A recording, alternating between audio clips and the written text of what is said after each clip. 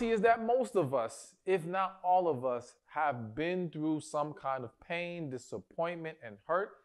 And many of us, if not most of us, have gotten into relationships before we've actually healed from those past issues, hurts, and disappointments.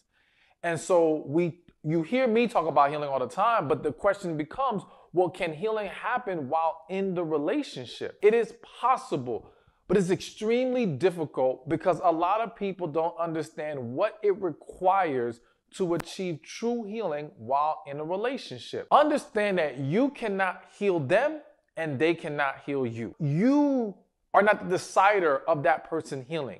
You cannot force them to heal. It's a decision that they have to make for themselves. And please understand that facing issues is a very difficult thing for a lot of people. And so when you get in a relationship and you are providing this person with the benefits of a relationship, with the benefits of you being there, it in a lot of ways takes away the incentive to have to face the struggles of healing because they're already getting what they need from you. Now, this video is about how to heal in a relationship, so I don't want you guys to hear that part and immediately go cut your partners off, all right? I don't want you to immediately break up because you hear that, because again, I'm gonna tell you how it is possible to achieve it, but I had to explain why for so many it becomes a struggle once in a relationship.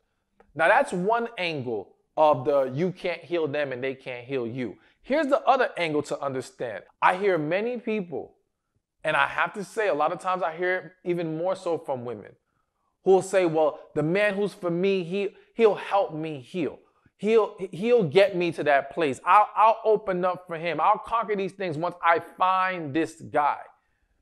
And you're setting yourself up for disaster every single time. The idea that someone should be expected to rescue you is unfair to that individual. You are placing unnecessary and unfair pressure and burden on them. You are essentially bringing them a lower version of yourself and expecting them to elevate you. Now, understand, yes, in the right relationship, we naturally inspire and elevate each other.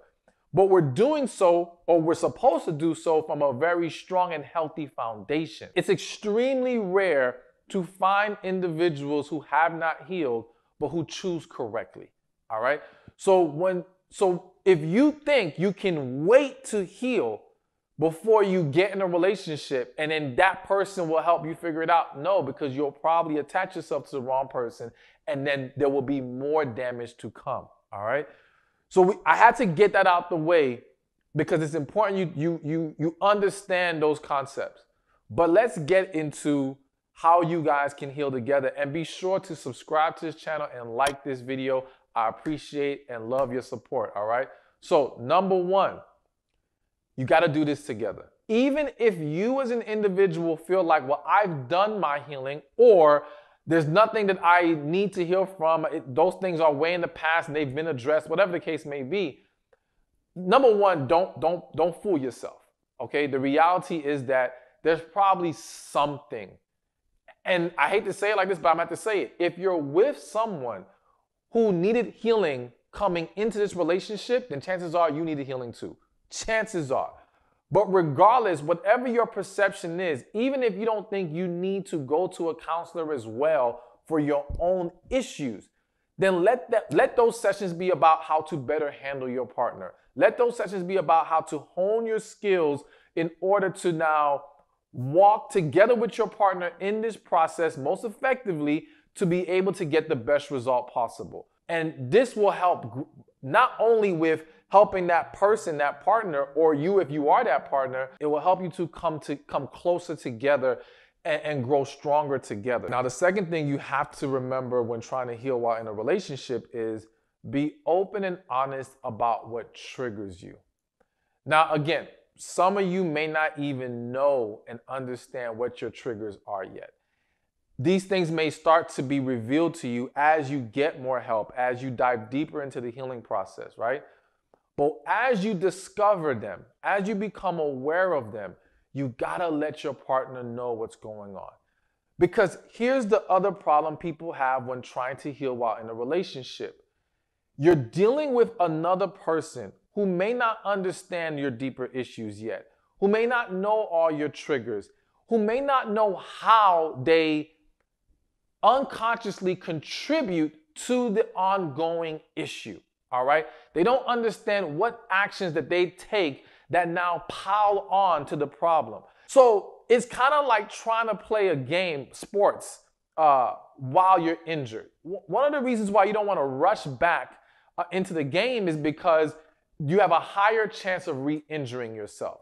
And that is one of the big struggles of healing while in a relationship, is that you're literally trying to play the game hurt. All right? And there becomes a higher chance of re-injury. But these things I'm laying out for you, and letting your partner know all your triggers and your issues and your concerns and what you need to help you along in this process, will minimize the chance of re-injury. And at the very least, will minimize the impact of any mistakes that are made or any actions that are taken that may offend you or bother you, all right? So it gives you a better chance of not completely falling off track and being able to continue along in the process and get to the end of it healed and in a much better place. The third thing you need to understand while trying to heal in a relationship is I want you to focus on my 3 P's, and that is patience, the process, and progress. If it took years to pile up all that bad energy and hurt, well, don't expect it to all be gone in a day. Now, that is not an excuse to not put in the effort. That's not an excuse to not put your best foot forward. It's not an excuse to continue on blatantly with bad habits. It is just to put in perspective that the road to better is going to take some time, but this is where we also have to now focus on the next P, which is the process. The process of it all is, okay, are we going to the counselor, or are we getting the help that we need? Are we practicing the things that we've discussed? Are we making sure that we are holding each other accountable and ourselves accountable in this process? That's the process of it all. Let's focus on those things, which then allows us to now achieve progress. Because again, it won't be perfect tomorrow. It won't be perfect next week, but there should be progress. There should be improvement that we can both see in this relationship. And if we're progressing, we also need to celebrate the progress. This will help in achieving the healing. Because again, the healing process is something that it's so easy for people to start and fall off. So easy.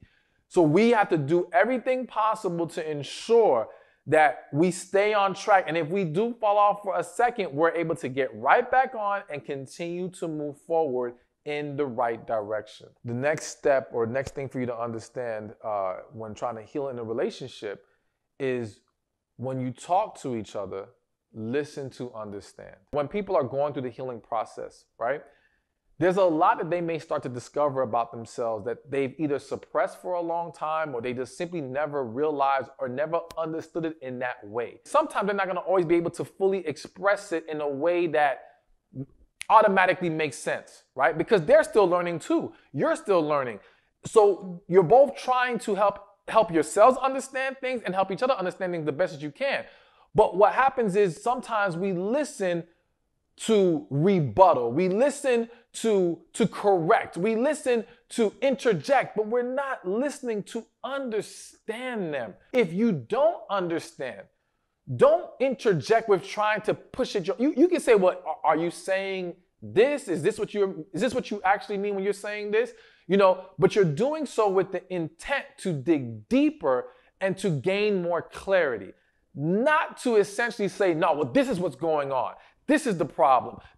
This is your issue." No, don't do that. Don't do that. Again, you will push your partner away even more. And if it's happening to you, think about it. It's going to make you want to shut down and not want to talk to them. So we've got to put a very strong emphasis on listening to understand each other while trying to go through this healing process, so that, again, we can gain more clarity, draw closer together, and overall get to a better place. And now that brings me to this next point, and that is we need to create structure. Again, the healing process, the journey of it all can be a very difficult one.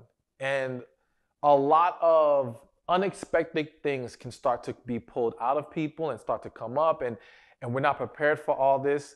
And so if we try to go into it freestyling the whole process, it's very easy for things to go left. It's very easy for us to fall off. So if you watch my previous videos, you may have heard this before, but I believe in like setting a time where it could be once a month, it could be once every few months, whatever, where we sit down and we both get to list out, this is what we like, this is what we don't like, and we can then we discuss how we need to fix these things and improve it. We go into it understanding that we are not going to be overly sensitive to where our partner cannot criticize us constructively and with love, of course, but they will be free to say how they feel and what needs to improve.